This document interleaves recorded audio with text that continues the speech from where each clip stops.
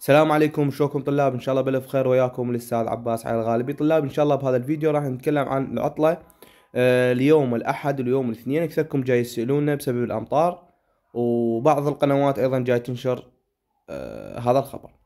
طلاب يعني بسبب انهيار مدرسة الروان، بسبب العواصف اللي جاي تصير بسبب الامطار.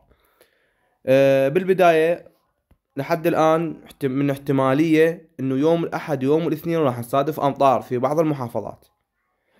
فاذا انطوا عطلة ان شاء الله انا راح انزلها لكم اول باول للمحافظات. يا محافظة مثلا محافظة ديالى، هسه لحد الان ما منطيني يا محافظة، بس اذا قالوا لهاي المحافظة الفلانة محافظة الفلانة المحافظة كلهن راح انشر هنا وين بقناتي.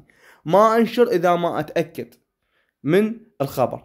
فتابعونا هنا، قناتي راح احط لكم اياها باول تعليق. تابعوني حتى تعرفون عطلة للاحد والاثنين ام دوام، محافظتك ام غير محافظة. وصلنا لنهاية الفيديو، في امان الله وحفظ.